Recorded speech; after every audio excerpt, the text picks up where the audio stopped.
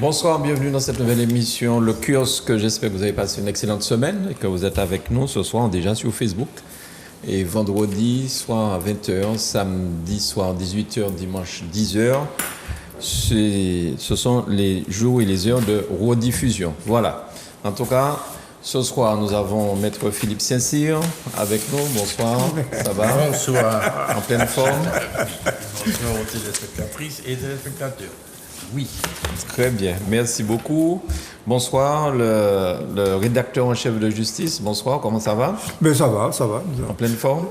Oui, bon, bien sûr, nous essayons de suivre à la fois l'actualité martiniquaise et internationale et caribéenne.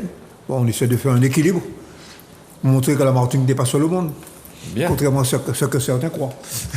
Merci beaucoup Michel, bonsoir Carl Paolo, ça va bien? Ça va très bien. Bonsoir à tous les téléspectatrices et téléspectateurs de Zouk TV et du kiosque. Et bonsoir à vous, chers chroniqueurs. Merci beaucoup.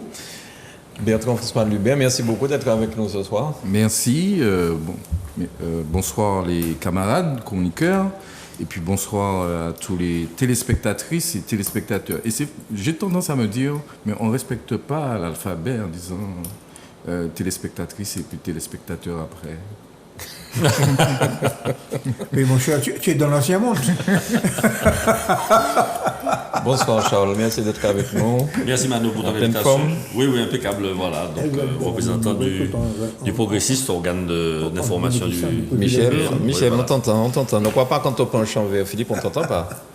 Michel ne me laisse pas me présenter. Oui, t'as vu ça? Oui.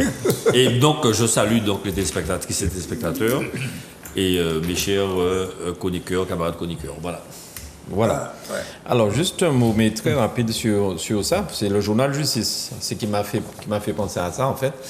Il y a une parodie qui tourne, une jeune chanteuse sur une chanson de la Canadienne, là, j'oublie son nom, mais qui reprend... Céline Dion. Céline Dion. Cette jeune chanteuse reprend avec ses propres mots, mais c'est marrant, comme toujours qu'on la voit envoyer à quelqu'un. Je ne suis pas sûr, c'est en voyant ton journal que j'ai pensé à ça. Donc je me suis dit, tiens... Qu'est-ce qu'elle reprend? Ben, ils vont chercher les voix au fond de la culotte, enfin, c'est pour bon? dire qu'ils vont rien lâcher, quoi. Ah ouais. Et non, mais c'est bien fait, hein, ça n'a rien de vulgaire. Hein. Bon, mais c'est vraiment C'est une bien... parodie. Ah, c'est une parodie. Et je serai président... mais les mots ça sonne... Non, bon, personnellement, en tant que musicien, peut-être, j'ai trouvé que c'était pas mal. Il y a une parodie comme ça. Ouais. C'est Jean-Luc Mélenchon. Et c'est sur un air En de créole. reggae. En créole. J'ai vu ça Et aussi. j'ai trouvé que c'était pas mal. Tout à l'heure, comment les gars arrivent à faire ce genre de il faut montage, être très créatif pour faire ça. Ah oui, voilà. bien sûr. Alors, mauvaise nouvelle pour nos amis martiniquais. J'aurais dû faire comme vous, dire martiniquais d'abord. Hein. Le prix du gaz va augmenter demain, si Dieu veut. 1er avril, c'est la nouvelle qui est tombée donc aujourd'hui. Est-ce que vous avez entendu parler de ça, messieurs? Je sais que c'est quelque chose qui est revenu très souvent dans les précédentes émissions où les gens se plaignaient énormément du prix du gaz et ça avait le don de mettre Michel un petit peu en colère. Mais les gens se plaignaient pour cette augmentation de gaz. Le bidon de gaz est passé à 31 et quelques. Hein. On est à plus de 31. Non, mais je n'étais pas en colère. C'est une boutade, Michel. Ce qui m'avait fait quelquefois réagir, c'est la manière dont se présenter. Et je disais tout à l'heure que la Martinique n'est pas seule au monde. Oui. Mais c'est l'occasion précisément de dire cela, parce que comment voulez-vous que le prix du gaz augmente partout dans le monde, sauf en Martinique? Sauf que le prix de gaz, le gaz part de chez nous, et il est moins cher. Mais tu vois, voilà. Tu vois, tu t'énerves. Mais tu ne peux pas ignorer ça. Quand les gens quand les gens disent ça, Michel, ils ne comprennent pas simplement que le gaz étant fait ici, par exemple pour la Guadeloupe, coûte moins cher en Guadeloupe qu'ici. Ils se disent, mais pourquoi le gaz est moins cher en Guadeloupe? C'est pour ça que je dis ça. Bon, alors, moi, je voudrais revenir à des explications, disons, rationnelles. Rapide, parce que ce n'était pas prévu qu'on parle de ça, mais bon. Rationnel. 1. La matière première n'existe pas en Martinique. Il n'y a pas de gaz dans le sous-sol de la Martinique.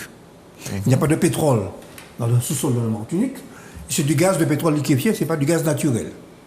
Bon, autrement dit, c'est du gaz qui est fait à partir du pétrole. Bien. Oui. Bon, c'est pas la même chose que ce qui se passe en France et ailleurs. Bien. Bon, la deuxième chose, c'est que pour des raisons de marché internationaux, sur lesquels je me croyais qu'on ne serait pas revenu, mais puisqu'il faut y revenir. Non, Michel, tu as Non, mal mais je compris reviens. mon propos. C'est pas ça que je dis. Non, non, Je te non. dis que les Martiniquais disent ils ne comprennent pas Mais pourquoi nous sommes là en pour expliquer aux Guadeloupe c'est moins Martiniquais. cher. Mais nous sommes là pour expliquer aux Martiniquais. Et je ne veux pas enfermer la Martinique dans une espèce de martinico-martiniquais qui ne permet pas de comprendre le monde. Mais je comprends. Mais Bon, entre la alors, Guadeloupe et la Martinique, Michel, Non, c'est ça. putain, Mais vas-y, laisse-moi explique finir. ça. Mais enfin, Non, la démagogie est une maladie. Hein. Bon. Mais oui. Bon. Ce que j'essaie d'expliquer, c'est que la matière première, l'évolution du prix du gaz en Martinique, en Guadeloupe et de l'essence, depuis 1 an, est la même partout. Elle est la même partout. Sauf que, depuis très longtemps, la structure du prix, les éléments, les composantes de du prix du gaz en Martinique et en Guadeloupe sont différents parce que le prix de l'enfûtage et de la distribution ont toujours été différents, fixés en Guadeloupe en fonction des rapports de force et des préfets. mais voilà, Et c'est des ce qu'il faut rapports- dire. C'est ce qu'il faut Mais- dire. Mais nous avons déjà dit ça. Alors, je vais le redire. Bon, il se trouve que en Martinique, il y a des investissements spéciaux qui ont été faits à côté de la Sahara, parce que la Sahara est dans une zone Céveso 2 qui a nécessité des investissements importants pour protéger les populations. Et ces investissements ont été intégrés dans le prix de l'enfûtage. D'autre part, le deuxième élément de la différence, c'est que le coût de la distribution, le coût du transport, le nombre de camionneurs, le coût de la distribution Exactement. est beaucoup plus élevé en Martinique parce qu'il y a beaucoup plus de à fait, transporteurs exactement. qui viennent vous livrer le gaz dans toutes les petites... Il y a encore en Martinique des... Et Lolo. Ouais, on appelle ça. Je boutiques. n'ai pas, le lot, Débit c'est de la régie. l'expression Oui, guadeloupéenne. débit de la régie, voilà. Débit de la régie. Le débit de la régie. Bon, mais ce qui fait qu'on a une capillarité. On ne peut pas avoir le beurre, l'argent, avoir du gaz Partout. partout, mais pour qu'il soit partout, il faut le distribuer, il faut avoir des gens pour le transporter. Donc c'est ça la différence. Eh bien voilà. Bon, c'est Là, ça la on va différence. comprendre Mais ça. le vrai problème, non mais le vrai problème n'est pas là. Encore une fois, c'est louper un éléphant dans un couloir. Vous avez un éléphant, vous avez un fusil, vous le loupez. Mais tu as donné l'explication. Alors, donc, l'explication de l'augmentation, parce que c'est de ça qu'on parle, l'explication de l'augmentation, c'est que le prix de la matière première a continué à augmenter, notamment compte tenu de la guerre en Ukraine. Bon, on commence à voir les effets au niveau international. Donc, le prix fixé par la préfecture intègre en partie l'augmentation de la matière première, comme ça le fait chaque mois. Mais on a défalqué les 15 centimes de remise décidés par le Premier ministre du prix, donc l'augmentation est moindre. Donc là, par exemple, j'ai le communiqué, je ne vais pas le lire en entier parce qu'il est trop long, mais je vais donner quand même un élément, c'est que, excusez-moi,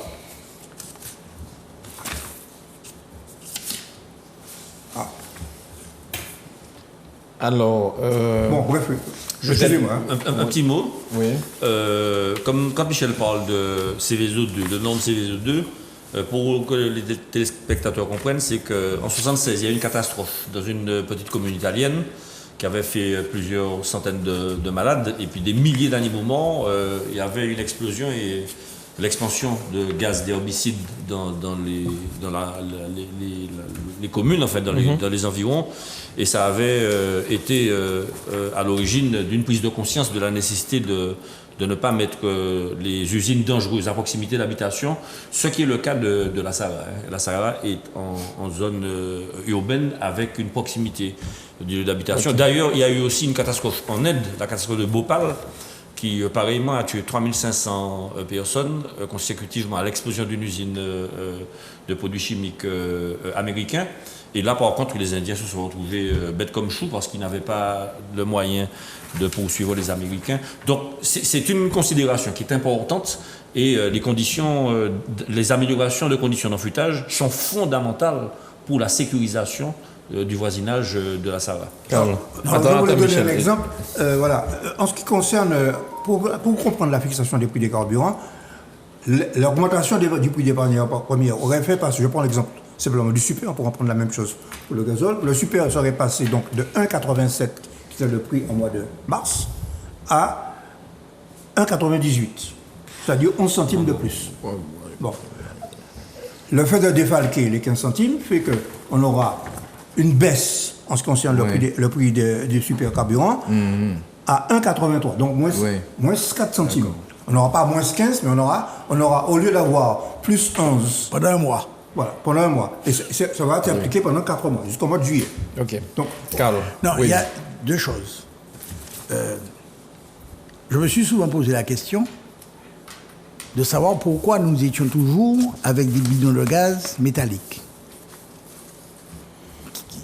Bon, il y a des trucs en résine, autrement, qui sont plus légers. Donc, on en met plus dans le même camion. Ils sont moins lourds à porter. Bon. Sans doute, il faut des investissements pour ça. Et puis, on ne peut pas changer un système de distribution d'un claquement de doigts. Mais peut-être qu'il faudrait y réfléchir pour qu'en prenant le temps, 10 ans, 20 ans, 30 ans, 50 ans si on veut, on évolue. Et puis la deuxième chose que je voudrais dire, mais ça nécessiterait une émission, c'est que le prix des carburants, des marchés, n'a rien à voir avec les coûts de production. Il faut savoir que quand une cargaison part dans un bateau, cette cargaison change de main plusieurs fois sans qu'il y ait appropriation physique. Le marché des produits pétroliers, c'est un marché extrêmement spéculatif. Ok. D'ailleurs, que je sache, je veux bien, il y a la guerre en Ukraine, mais je n'ai pas entendu dire que ni les Allemands, ni qui que ce soit, on n'a pas fermé de robinet à ma connaissance. Hein.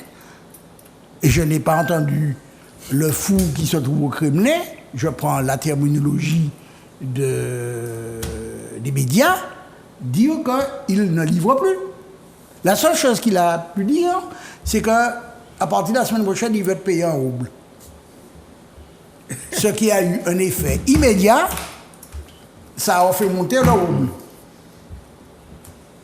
Eh bien, Mais l'Europe a refusé d'être payé. Écoute, moi je ne sais pas, tu sais que je ne suis pas le conseiller de M. Poutine, ni de M. Macron, et moins encore de M. Biden. Non, mais ce qu'il dit, c'est vrai. Il y a là-dessus, d'ailleurs, me permet de donner une information qui est récente. C'est que, précisément, parce qu'en 48 heures, sur ce sujet-là, il y a eu tout le contraire de tout. C'est vrai. Bon. Parce que nous sommes précisément dans une guerre de l'information. Bon. Et le fait, c'est que la situation des pays européens est extrêmement différente d'un pays à l'autre. Il y a des pays, comme certains pays du nord de l'Europe, c'est 90% de leur marché qui est approvisionné par le gaz russe. Bon. Alors que d'autres, la France, c'est 17%, 18%. L'Allemagne, 40%. Et l'Allemagne, 40%. Par conséquent, et d'autre part, il y a un jeu entre l'économique et le diplomatique. C'est que dans le même temps, pour diviser les Européens, Poutine a dit aux Allemands, qui sont les principaux en masse, parce que ne faut pas comparer la Lituanie à l'Allemagne, en masse, mais 40% pour l'Allemagne, c'est 25, 30 fois plus de mètres cubes que pour la Lituanie, que l'Allemagne pourrait continuer à payer en dollars, en euros. Bon. Pourquoi ? Parce que l'Allemagne fait partie de ces pays qui continuent à avoir des conversations, disons, courtoises avec Vladimir Poutine et ne pas le traiter de boucher et de criminel de guerre comme le président américain. donc il y a deux présidents qui continuent, parce qu'ils se disent bien, ils ont quand même en tête qu'un jour ou l'autre, il faudra bien. Il faudra bien sortir de cette Faudra bien sortir de mais cette ce crise. revirement des roubles, là, tu disais, tu expliquais pourquoi il y a eu tout et son contraire. Alors, donc, à un moment donné, on a dit, et d'autre part, la dernière information, c'est que l'Europe, alors au niveau superstructure, mais pas les 50 des pays, bon, notamment Van der Leyen, qui est une va en guerre, parce qu'il faut savoir qui on a affaire. Dans cette affaire, il y a des gens qui poussent à l'aggravation de la situation. Van der Leyen, la présidente de l'Europe, bon, qui dit qu'on ne va pas payer en roubles. Bon, donc, si tu veux, ce problème-là, comme dit Kant, à ce moment-là, pour le moment, les contrats continuent à être respectés. Alors, Oui, vas-y, fais Non, j'ai entendu Poutine là, cet après-midi. Il a endossé son habit de juriste. Hein. Il a dit, si vous n'acceptez pas mes conditions, eh bien, le contrat va être suspendu. Ça a été clair et net. Enfin, il dit la chose et son contraire du jour au lendemain. Et la deuxième chose, c'est qu'on s'aperçoit que tant la France que l'Allemagne s'apprêtent effectivement à envisager la non-alimentation du gaz. Ils s'attendent à ce que le gaz russe ne soit pas distribué sur leur territoire. Et les précautions sont prises. Voilà les deux informations que je voulais donner. Deux bizarreries. La première bizarrerie, c'est que la Russie n'a pas tellement de capacité de stockage de son gaz. Le gaz, il est livré immédiatement. Et j'ai appris aujourd'hui que l'Ukraine, qui a les moyens de fermer les robinets du gaz russe, ne ferme pas les robinets du gaz russe. Laisse passer, parce que l'Ukraine touche 7 milliards d'euros de droits de passage de ce gaz russe-là sur son territoire vers l'Europe occidentale. Et donc Zelensky est intéressé par le passage du gaz russe sur son territoire. Donc tout ça pour dire que derrière ce qu'on voit, le total blow, c'est-à-dire la guerre, business as usual. C'est-à-dire qu'il y a encore des tractations, il y a encore des affaires. Et je trouve qu'il ne faut pas s'enflammer sur l'histoire, ne pas traiter les gens de n'importe quelle manière, parce que quand on sortira de cette crise-là, il faudra bien recommencer et continuer à faire du travail avec eux. Néanmoins, il y a un mouvement qui n'est pas nouveau, qui avait commencé à l'époque de ce qu'on appelait les PIGS. Ces fameux pays comme le Brésil, la Russie, la Chine, etc. Oui, les BRICS. Oui. Les BRICS, pardon. Pour dédollariser, pour sortir du fait que le dollar et l'euro Et les talons. étaient la monnaie de réserve internationale. Et ce sont pas... Même l'Inde, c'est quand même pas rien, l'Inde, en termes de population. 1 milliard, 100 millions. Ils veulent utiliser leur monnaie, la roupie. Parce que les États-Unis, depuis la fin de la Seconde Guerre mondiale, ils ont un privilège absolument démentiel qui a été renforcé au début des années 70, lorsque M. Nixon... Les fameux accords de Bretton Woods, c'est ça? Oui, Ouais, après, mais lorsque M. Nixon a décidé que le dollar qui était convertible au taux fixe de 35 $, une once d'or, c'est terminé. Si tel est le cas, tu es les États-Unis, tu imprimes des billets de banque, tu imprimes des dollars et... Parce qu'ils ont cette capacité C'est aussi. c'est ce qu'ils ont fait, tout à qu'ils fait. continuent à faire. Ce qu'on ne peut pas faire en France. Hein. Mais non, on rappelle. Non, parce Ah que non, oui, ah il y a... non. Voilà. Il y a la Les BCE, Européens voilà. ne peuvent pas faire Et là-bas, c'est la Ce- Fed chez eux, je crois. Alors, La- ce oui, qu'on c'est la ne Fed. fait pas la Fed. Alors, attends, Attends, laisse Michel, finir. c'est simplement pour dire que le blocage des avoirs de la Banque centrale russe, la moitié des avoirs pratiquement, dans les 700 banques milliards. Voilà, la moitié des avoirs a été bloquée. Il faut bien s'attendre à ce qu'il y ait une réaction. Je ne vois pas comment ils peuvent faire autrement. Tu parles des Russes. Oui. Ils n'ont pas pris l'initiative du blocage. L'initiative vient des États-Unis et des pays européens qui ont décidé de bloquer les avoirs. Donc vous avez de l'argent, mais vous ne pouvez pas l'utiliser. Ok. Bertrand, sur ça Non, je partage tout ce qui a été dit. Simplement, effectivement, moi, je pense qu'il y a un jeu de dupes aussi. effectivement, donc on voit bien une sorte de, oui, de jeu de dupe entre les intérêts économiques et les propos tels que ceux donc prononcés par Biden. Je pense que c'est une grave erreur pour un président donc des États-Unis d'oser qualifier l'autre de criminel de guerre et puis de boucher. Et même, il a même dit Voilà. qu'il Oui. ne mérite même plus le droit d'être président de son pays. Tout à fait. Donc Oui, je pense donc que il c'est devrait une être grave erreur remplacé. de la part de président de la première puissance mondiale.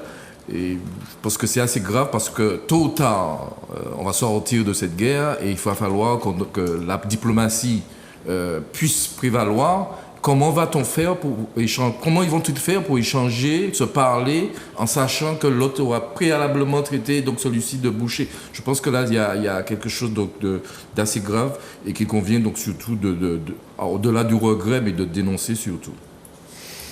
Mais néanmoins, enfin bon, il y a quand même les grands perdants. Le nombre de morts en Ukraine, les villes dévastées, pilonnées, le théâtre où il y avait 300 personnes avec des bombes dessus, il y a quand même tout ça. Tous ces gens-là sont morts. Je ne sais pas, on ne peut pas non plus pousser la poussière sous le tapis. Hein. Je ne sais pas.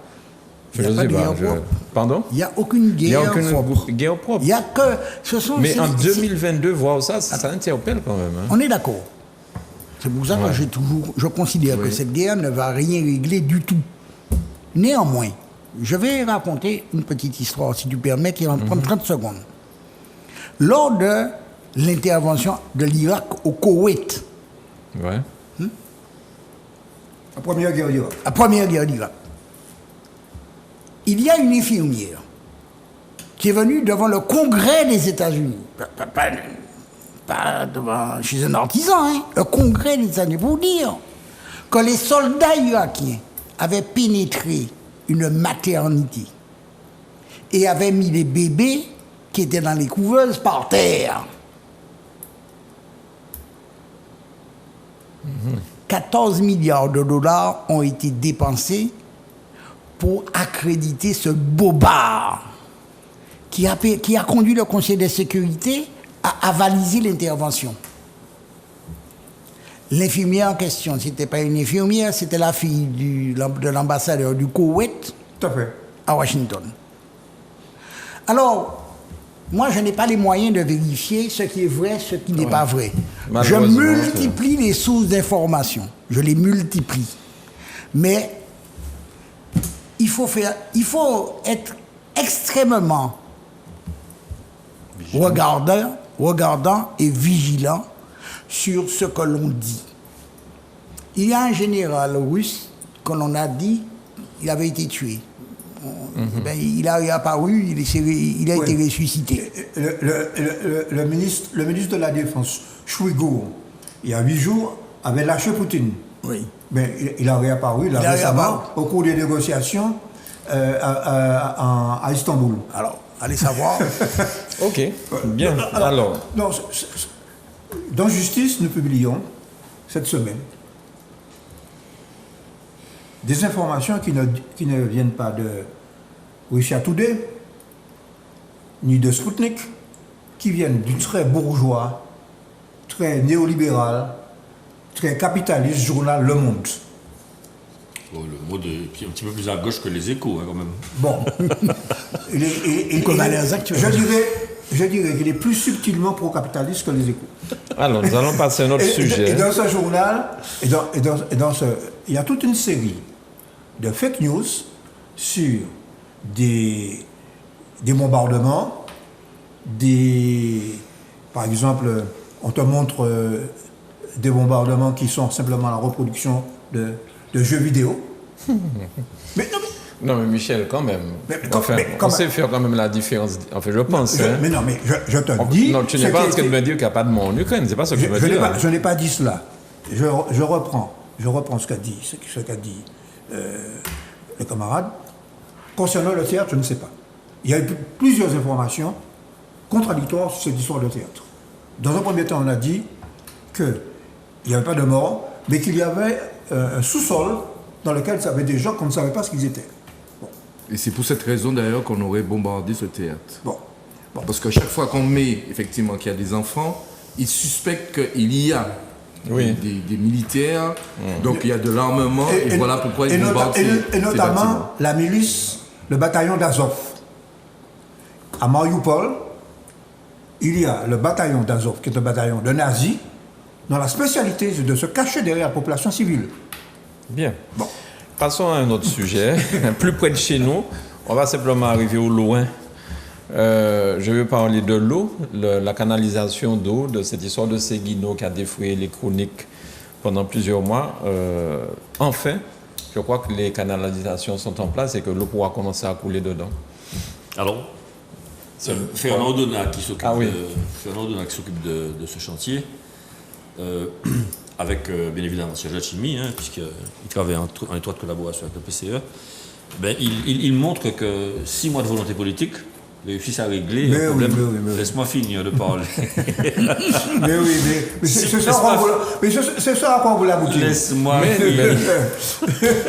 Je te laisse, mais je te Mais laisse. oui, mais bon, 6 mois de volonté politique réussissent à régler un problème Ouais, qui date depuis 13 ans. plus d'une décennie, voilà, exactement. Et en fait, c'est 4 mois de travaux. 4 mois de travaux, pour dire la vérité, parce qu'on s'est accordé avec Bali. Non, pour dire techniquement, je ne vais pas entrer dans des polémiques politiques, mais techniquement, voilà. Donc, on en parle et ensuite, ils vont s'attaquer aux autres problèmes du réseau, Fonds Saint-Jacques notamment. Mais disons que c'est une bonne nouvelle pour la Martinique. C'est une bonne nouvelle pour la Martinique. Je vais taire les commentaires politiques. Très bien. Mais Philippe, peut-être quelque chose sur ça, sur Seguino? Mais non, on ne on peut que se féliciter, n'est-ce pas? Voilà, c'est ça. alors. Que l'on puisse arriver à un résultat enfin sur ce, tout à fait. Mais bon, sur ce terrain. Mais l'histoire nous apprend qu'il y a... Attends, laisse-le finir. Donc, si tu as dit, tu y vas. Non, Et je reprends les Non, mais fini. Ce que je voulais dire, c'est que l'histoire nous démontre qu'il y a moins de rupture que de continuité. Donc on peut dire que ce qui a été fait dans la continuité des travaux qui avaient été faits précédemment, donc je pense que ceci a peut-être favorisé qu'on puisse résoudre ce problème en si peu de temps. Bien. Fini, Philippe? Oui, non, on ne peut que se féliciter de cette solution. Mais je pense que ce n'est pas le seul problème que l'on connaît en matière de distribution. C'est un problème fondamental, mais l'autre problème, c'est effectivement le problème des fuites, des tuyaux qui sont versés. Et là, il y a un gros travail à faire dans ce domaine-là. Mais dans le même temps, à Cœur-Bouliki, on a commencé les forages. Bon, la Sopamar n'est pas très d'accord sur ce point, donc c'est un dossier qui est ouvert. Mais ce qui rassure le Martiniquais, c'est que concernant le problème de l'eau, les travaux avancent. Carl. Alors, la différence, parce qu'il y a une différence, c'est qu'on a donné 225 000 euros à M. Bailly, point. Le projet, le tuyau, il passe tout au même endroit, on ne l'a pas fait passer en aérien, ni dans l'eau. Il passe là où il était prévu. La seule différence, c'est que M. Bailly a récupéré 225 000 euros. Ce à quoi l'ancienne mandature s'était opposée. Bon.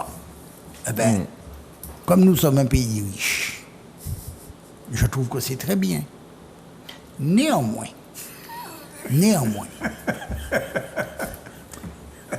j'aurais souhaité, moi qui habite pas exactement tout en haut dans le nord Atlantique, mais quand même au Robert, je suis dans le centre Atlantique. J'aurais souhaité que, puisque le château d'eau de la Martinique est dans le nord, et que l'usine qui alimente et le nord, et le centre, et le sud est à Vivi, j'aurais souhaité que nous ne soyons pas dépendants d'une seule canalisation. D'autant que, et cela a été prouvé devant un tribunal, la canalisation a été rompue en 2009 parce que le terrain propriété de M. Bailly s'est effondré. Ce n'est pas la fuite d'eau qui a entraîné l'effondrement du terrain, c'est l'inverse. Donc je trouve dangereux que nous soyons dépendants d'une seule canalisation. Ce qui s'est produit une fois peut se produire 2 fois. C'est comme si on me dit la montagne Pelée ne va plus faire d'éruption. On peut croire ça. Personnellement, ce n'est pas ma croyance. Mais la canalisation est là. La canalisation est là, mais ce serait bien d'imaginer Une remarque, oui. une seconde canalisation qui passe Bien sûr. ailleurs. Parce qu'avant ça, on n'avait aucune de canalisation. Il y avait Là, au quatre moins, il y en a tuyaux. une qui Non. fonctionne. C'était Non, réduit. Il C'était y avait, réduit. il y avait quatre tuyaux de moindre, Petits tuyaux, oui. moins Enfin, moins, d'importance. oui. Voilà. OK. Non, Michel. alors, je ne sais pas techniquement quelle a été l'option choisie, mais au dernier stade de l'étude de ce dossier, il avait été imaginé de renégocier un autre passage au-dessus, pas au même endroit, mais Oui, au-dessus, c'est au-dessus. de façon à éviter le problème donc, que tu signales, le problème du glissement de terrain. De façon à ce que, enfin, minimiser ce risque. Bon, alors je ne sais pas si les travaux dont tu parles ont été réalisés. C'est la dernière option qui avait été étudiée par les services techniques de la CTM qui avait imaginé ce système. Mais il était prévu 4-5 mois. Bon, le problème, c'est qu'il fallait, à ce moment-là, il y avait un problème juridique, c'était de donner à la CTM ce qu'on appelle une servitude d'utilité publique. Bon, et que le préfet, à l'époque, demandait que pour cela, il y ait un vote de l'Assemblée. Le vote qui a été refusé.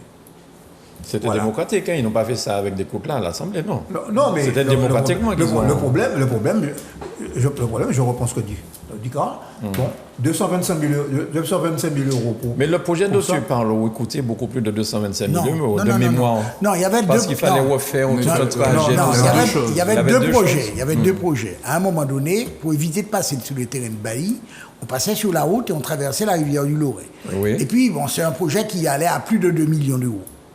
Et donc, ils avaient laissé tomber. Et l'option qui avait été choisie, c'était de repasser sur le terrain du Sur-Bailly. D'ailleurs, il faut remercier M. Mangatal, éleveur d'écrevisses de son État, qui, lui, a un terrain et qui a donné l'autorisation à la CTM sans demander un centime.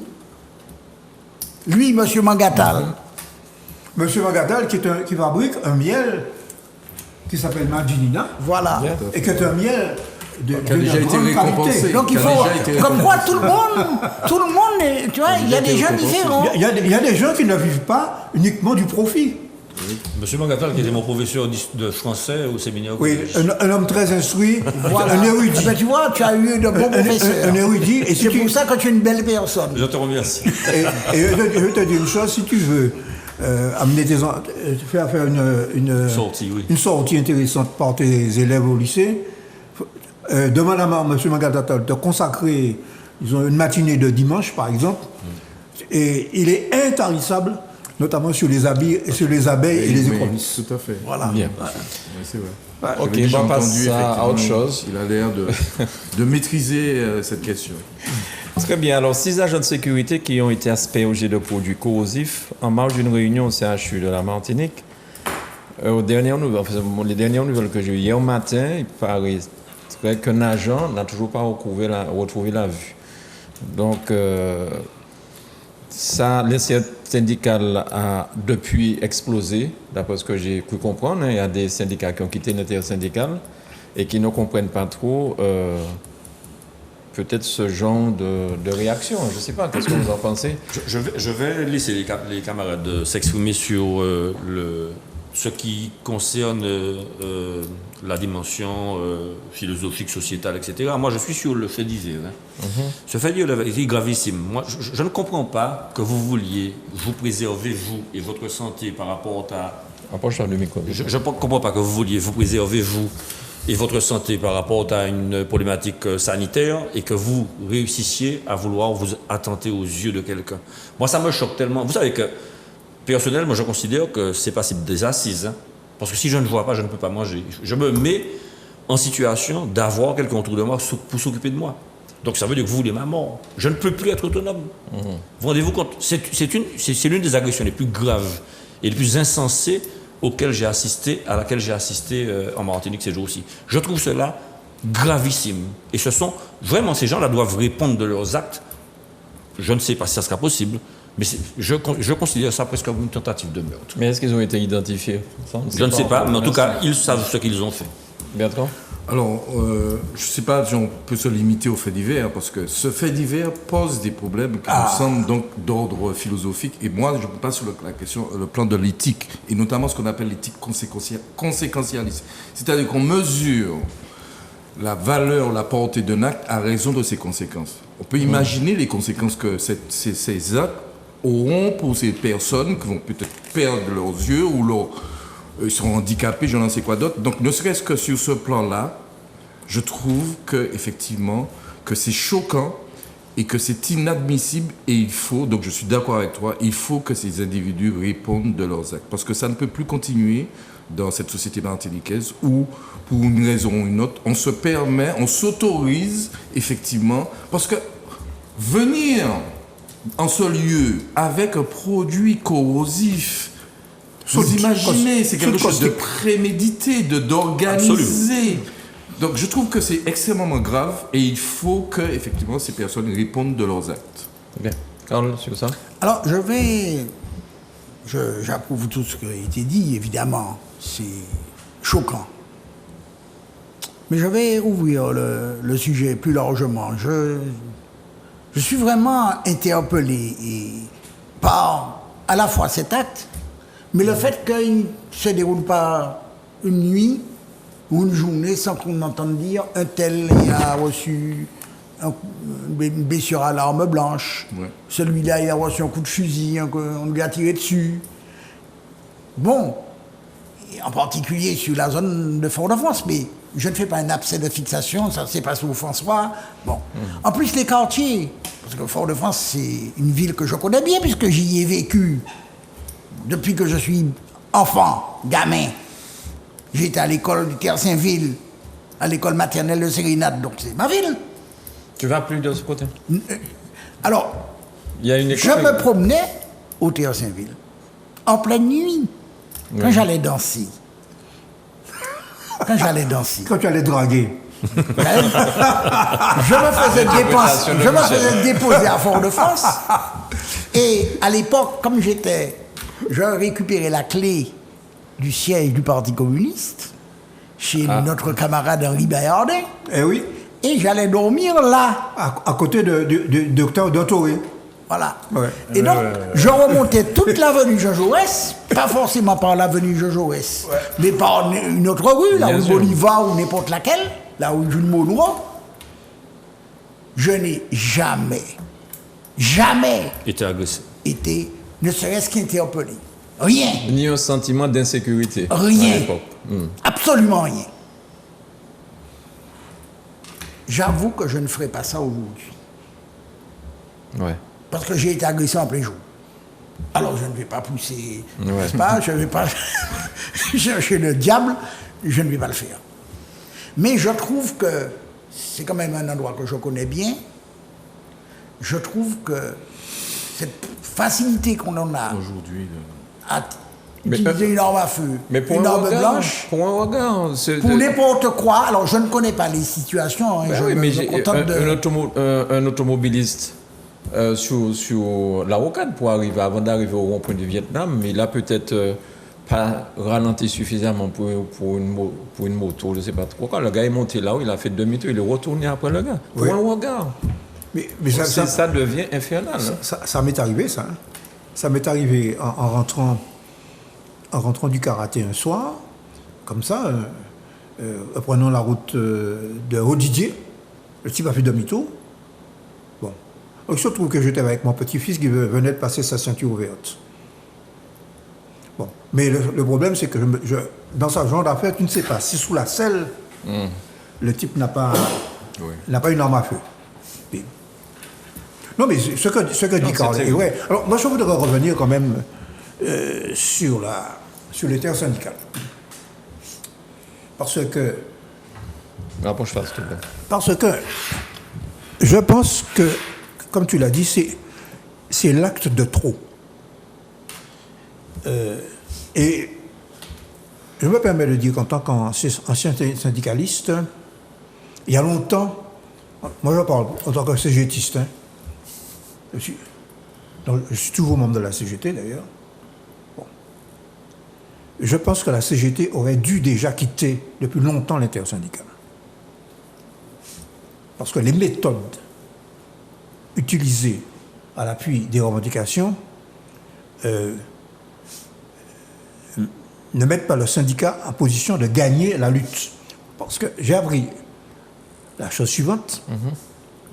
La première chose, quand on fait un mène lutte, c'est élaborer des revendications qui sont intelligibles par le grand public, par la population, et que la population puisse adhérer à ces revendications.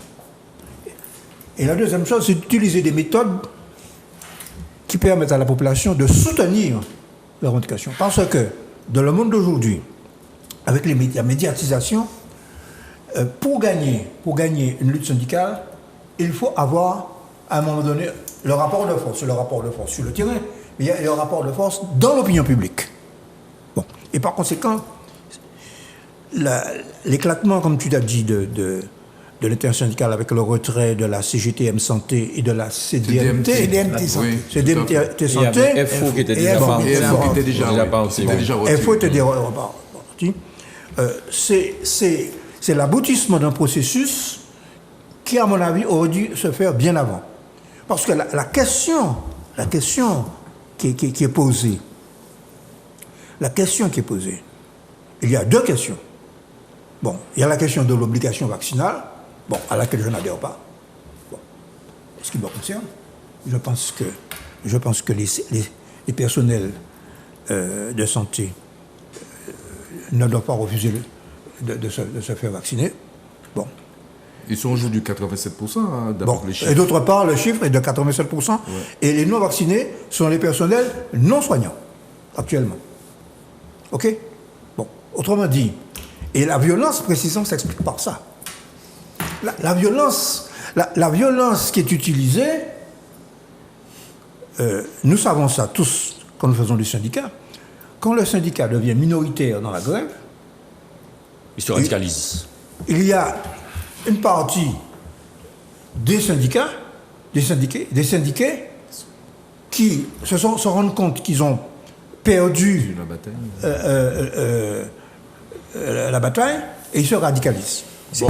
Il y a un lien entre les deux. Philippe. Oui, il s'agit d'un acte de violence inexcusable. Alors, l'éthique, on n'a même pas à se référer à l'éthique. Que dans un hôpital, n'est-ce pas, on puisse, n'est-ce pas, assister à de pareils faits, c'est quelque chose d'invraisemblable. Ah ouais. Et c'est une honte pour nous Martiniquais, je le dis franchement. Et ceux qui ont fait ça méritent bien sûr d'être sanctionnés. Parce qu'attenter à la vie de ces gens-là avec de la soude et asperger, n'est-ce pas, ces agents de sécurité, n'est-ce pas, de ce liquide sur la figure, c'est totalement inadmissible. Et j'espère, n'est-ce pas, que la justice passera par là. Ok, on a fait le tour sur ça. Tu vas parler sur ça Oui, je me suis exprimé d'abord. On va rester toujours sur quelque chose de chaud, la visite chahutée de Marine Le Pen en Guadeloupe. Alors, son père, l'avion n'avait pas pu atterrir, mais là, elle a quand même pu faire ses manifestations. Bon, il y a des gens qui sont entrés à l'hôtel et ont dû interrompre quelque chose, mais est-ce qu'en tant que député, cette dame peut venir en toute quiétude en Martinique ou en Guadeloupe? Ou est-ce qu'il faut l'empêcher de s'exprimer alors que c'est une députée de la République française? Je ne sais pas, je pose la question. Une citoyenne d'abord. Voilà, en tant que citoyenne d'abord, mais ensuite en tant que députée. Alors je ne sais pas. Vas-y, Carl. Non, alors pour répondre, comme je m'attendais à cette question, mais j'ai été voir que disent les électeurs. Oui. Voilà, parce que je n'ai pas d'autres moyens. C'est pas il y a eu un sondage sur ça? Non. En 2017, Madame Le Pen, au premier tour, a eu 18 400 voix en Martinique. Okay. Et 15 159 voix en Guadeloupe. Et au second tour, 30 195 voix en Martinique, 33 310 en Guadeloupe. J'ai comparé ça avec les élections territoriales et régionales. Alors, je vais commencer par la Guadeloupe, par nos amis guadeloupéens. J'ai pris les 5 premières listes, parce qu'ils étaient plus nombreux que ça. Monsieur Chalut, au premier tour, a eu 45 000 voix. Madame Borel, c'est pas n'importe qui. Hein. Oui, l'ancienne présidente du département. Elle a eu 15 900 voix. Monsieur Selbonne, qui rassemblait l'UPLG et l'Alliance nationale Guadeloupe, a eu 8 591 voix. Je le regrette. Mais je crois que 15 000, c'est plus grand que 8 000, hein, jusqu'à nouvel ordre. Je ne parle pas de M. Mathiasien et de Mme Pétrou. Donc, quant à ici, c'est pareil. Ici, bon, on connaît les résultats. Au premier tour, M. Lechimi a eu 30 000 voix, M. Marie-Jeanne 24 600, M. Nilo 11 000, Mme Concon 10 000, je laisse tomber M. Monplaisir. Au second tour, M. Lechimi a eu 50 000. Tu laisses tomber mon plaisir? Oui, enfin, il y avait 4 400, voilà, pour te faire plaisir. Ça, je le dis. Donc, alors, pour moi, quand une personne, un candidat, un mouvement, reçoit ce nombre de voix, alors, qu'est-ce qu'on fait? C'est quoi le problème? Est-ce qu'il faut dire, est-ce que ça veut dire que je suis d'accord avec ce que Marine Le Pen dit? Ou non? Non! Mais je pense que combattre les idées du Rassemblement national aujourd'hui, du Front national hier, ou de Reconquête, ou je ne sais, enfin bref, ces mouvements-là, ce n'est pas en empêchant aux gens de s'exprimer, c'est au contraire. Les victimiser. Voilà, alors, c'est pas ça qu'il faut faire. Alors, il y a une bataille idéologique à faire avec vis-à-vis de ces mouvements-là. Oui, c'est ça. Et je ne suis pas sûr que le résultat qui va être obtenu, on verra bien, c'est bientôt les élections présidentielles, je ne suis pas sûr du tout que le camp patriotique, nationaliste guadeloupéen va en sortir, grandir et renforcer. Je ne suis pas sûr. Mais on verra bien, peut-être que je me trompe. Philippe, sur ça? Moi sur le plan des principes, bien sûr, moi je suis contre le fait d'empêcher un député de parler, c'est évident, les citoyens. Mais les chiffres Mais sont je parlants, m'explique, hein. mais non, mais bien, ça. oui, mais je me demande, n'est-ce pas, comment expliquer ces scrutins, comment expliquer ces chiffres, pourquoi ces gens votent Le Pen.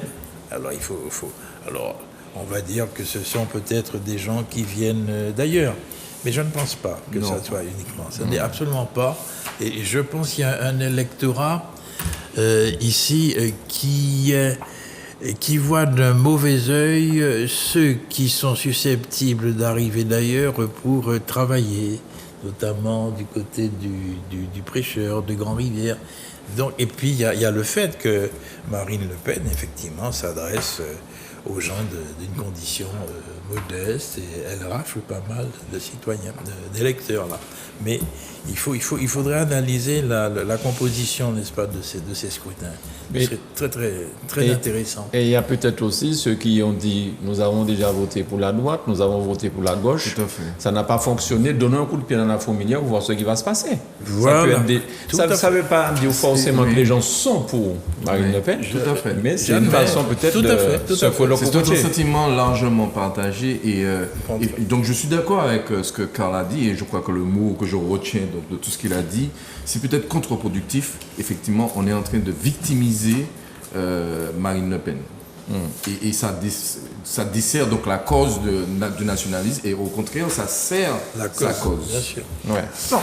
Michel, et puis après... Ouais.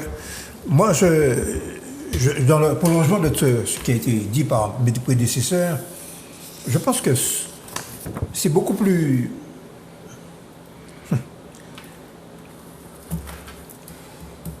Lance-toi. Pour certains courants politiques qui utilisent quelquefois des arguments proches,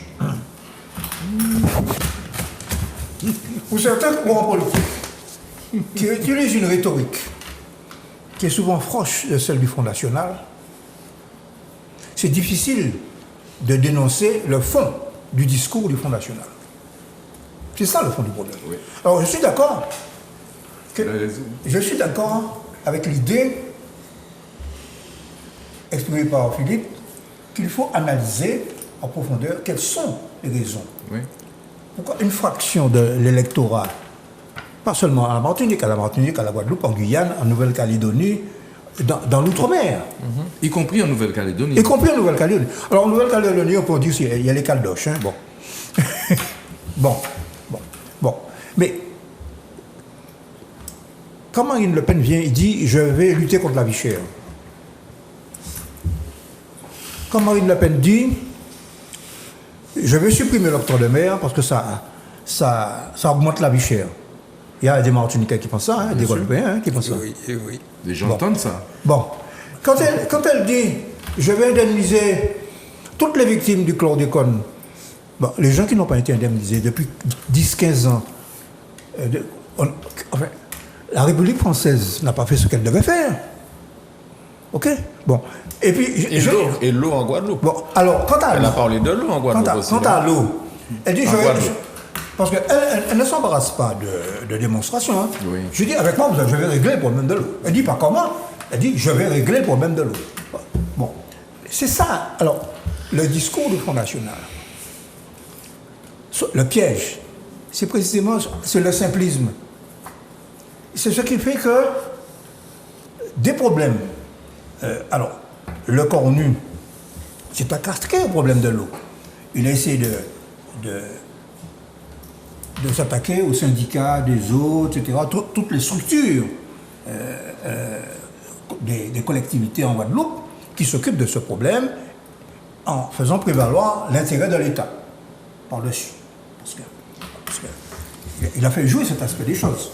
Parce que l'eau a été, comme l'expliquait la semaine dernière, l'eau était concédée, d'abord c'était les communes, c'était concédé ensuite aux communautés de communes. Non, mais Michel, un candidat qui se présente à l'élection présidentielle, quel qu'il soit ce candidat, vient en Guadeloupe, ne peut pas ne pas parler de l'eau, même s'il n'a pas de solution. Ah non, Parce que sinon, on va dire qu'il méconnaît les problèmes dont souffre le département. Mais bien sûr, tu as parfaitement raison, Manu. Ce que je veux simplement dire, c'est que... Même s'il n'a pas les... Alors, ce que je veux simplement dire, c'est que j'ai pris un certain nombre de choses. J'ai lu le compte-rendu de sa visite qui a été fait par le quotidien. On a relaté ses propos. Et puis je les ai écoutés sur Radio Caraïbe. Bon. Elle a touché un certain nombre de points sensibles de l'opinion publique martiniquaise et guadeloupéenne. Et si on veut décrocher une partie de l'électorat, il faut montrer derrière ce discours ce qu'il y a. Bon, ce qu'il y a. Je vais résoudre le problème de la vie chère. Mais par contre, je ne m'attaque pas au lobby capitaliste, mais j'attaque à l'octroi de mer. C'est ça qu'il vous répond. Oui. Alors, tu comprends? Deux éléments de réponse. Le premier élément, je rejoins ce qui a été dit. Le premier élément, c'est que on a cette image n'est pas bonne pour nous parce qu'on a des Martiniquais qui vivent en France, quoi. Bon, c'est une députée, elle vient en Martinique, tu vas la laisser parler, sinon on la stigmatise effectivement. Deuxième élément, c'est ils sont dans la symbolique, ils sont dans l'affect, ils sont dans une lecture sentimentale de la relation avec la politique, alors que la politique c'est la raison. J'ai même envie de dire qu'il y a une espèce d'hystérisation de ces personnes-là, une hystérisation de la présence de Marine Le Pen en Guadeloupe. Alors que nous sommes dans un débat qui est politique, et la politique c'est sérieux, c'est du raisonnement, ce sont des arguments, ce sont des idées. Or là, effectivement, lui donner le beau rôle, c'est-à-dire celui de celle qui a été agressée, eh ben, c'est méconnaître le fait qu'il y a le groupe d'Union Défense qui s'appelle le GOUD, qui est raciste et qui est un bras armé de la mouvance d'extrême droite en France. C'est eux qui sont les extrémistes et qui sont les violents. Et quand elle vient ici, qu'elle se fait agresser, eh bien, qu'est-ce qu'on va dire? On va interpréter rapidement, en faisant un raccourci malencontreux et faux, eh bien, c'est que Marine Le Pen est une victime. Ouais. Non, mais c'est ça. Marine Le Pen se nourrit de nos échecs. Oui. C'est tout. Mais Charles a mis l'accent sur quelque chose. Nous avons des Antillais qui vivent en France. Hein. Clair. Et ça peut avoir comme répercussion aussi que des gars de l'extrême droite là-bas puissent s'en prendre aux Nantes. Et puis je veux dire... Ça peut expliquer ça aussi. Hein. J'ai fait la même analyse que Karl, qui ne reprend pas ces chiffres. Macron a fait 30%, le Mélenchon 24%, Fillon 14% et Marine Le Pen 13% en Guadeloupe. Voilà, c'était les résultats des présidentielles de la dernière présidentielle. 13% des électeurs ne méritent-ils pas le respect des autres de manière à écouter leurs candidats venir parler? Moi, bien évidemment, je regrette qu'il y ait 13% des Guadeloupéens qui votent pour Marine Le Pen. Mais c'est ça les chiffres. Il faut être rationnel. Il faut analyser les choses froidement et se poser la question de savoir si il faut rentrer et puis laisser ses sentiments, ses ressentiments et j'ai envie de dire sa passion. On n'est pas dans un domaine passionnel. Sinon, on va arriver à rien. OK. Est-ce que vous avez vraiment conscience que le premier tour, c'est dans 10 jours à peu près? J'ai commencé à le mesurer ce matin. On m'a fait remarquer, on m'a dit que c'est bientôt. J'ai du mal à m'y faire. Moi aussi, sincèrement, j'ai l'impression qu'on est hors sol sur ça. Oui. Attends, excuse-moi Michel, mais le pire dans toute l'histoire, quand j'entends Attal, le porte-parole du gouvernement, qui dit vous avez le Covid, mais vous pouvez aller voter, Oui. c'est un trop fort quand même. Oui. C'est pas possible. Moi, ça. je trouve ça extraordinaire. Oui. Comment le Vraiment, gars peut je suis sortir saisi ça? d'admiration.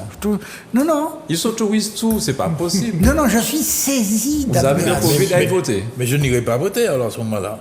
Si je voter, je vais attraper Je Covid. suis saisi d'admiration. Vraiment. Il faut le faire. L'autre jour, M. Macron a expliqué que pour trouver du travail, il suffit de traverser la rue. D'accord? La rue, hein? Il faut dire ça à tous les chômeurs. Et aujourd'hui, c'est à peu près la même chose. En réalité, c'est une grippette, comme avait dit Mme Buzet, son ministre de la Santé. Puisque on peut faire ce qu'on veut. Ouais. Je prends un exemple. Il y a des commerçants qui ont été verbalisés parce qu'ils ne respectaient pas les règles sanitaires. Il y a quelques mois de ça. Leurs commerces ont été fermés. Administrativement. Et puis, on entend ça? ouais. Alors, ça veut dire quoi? Vérité en deçà et au-delà, c'est ça? Oui. C'est quoi? Ça veut dire quoi? Tout à fait. Forcément, celui qui a été victime de cette verbalisation, Voilà. je peux comprendre qu'il Et c'est nerveux. utilise son bon droit de vote et dit je vais voter pour celle-là parce que, bon, j'en ai marre de ces gugus-là. Donc il faut comprendre l'exaspération qui peut s'emparer de certains de nos compatriotes. Mais rappelez-vous, pour les élections municipales de 2020, le vendredi, je crois, ou le jeudi, c'était fallait pas sortir, c'était danger mortel, tout ça. Et puis le samedi, mais finalement, vous pouvez aller voter. Donc on va faire ceci, cela. Non, mais c'est aujourd'hui, c'est ça qui n'est Covid, qu'il voter. Donc, ben là où. Voir pour nous aller. Oui. Moi, pour nous aller- et le préfet d'ici, et- qui sort, bon, tout est levé. Tout est Oui, levé, oui, là. non, Tout est pas des levé. couvre-feux encore. quoi. Alors que. Mais les choses sont suspendues, hein. C'est pas annulé. Hein. C'est-à-dire que c'est- j'ai l'impression qu'après, au mois de juin, tout peut recommencer. Oui. Oui, alors, en 2020, on peut leur donner, donner un petit bémol en disant qu'on n'avait pas d'expérience. L'épidémie avait commencé et on ne savait pas très bien. Bon. Et par conséquent, les élections ont eu lieu. Le confinement a eu lieu exactement Au mois de mars, le 17 février. Le 17 février et les élections ont eu lieu en mars. Bon, par conséquent. Par contre, là, manifestement, nous sommes dans une recrudescence, pas en Martinique, en France. Décontamination. L'OMS avait titré solennellement que la levée des restrictions avait été trop rapide et trop brutale dans la plupart des pays occidentaux, en citant la Grande-Bretagne, l'Allemagne, la France, la Hollande, la Belgique. Mais la France particulièrement. Il est évident qu'en France, ce sont des mesures qui sont liées électorales. Et comme tu dis, bon, je ne le souhaite pas. Je ne le souhaite pas.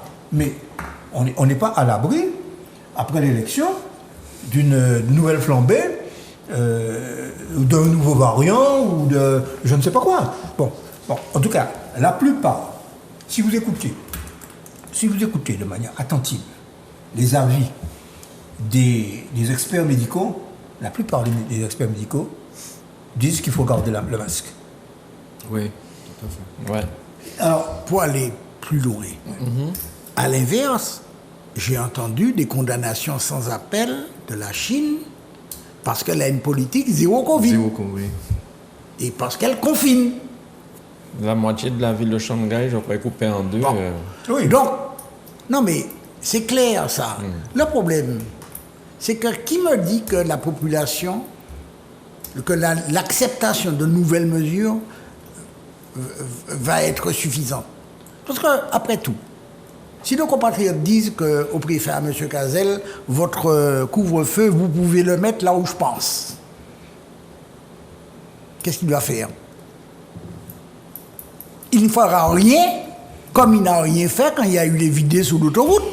C'est tout. Ouais. Ni lui, ni son successeur.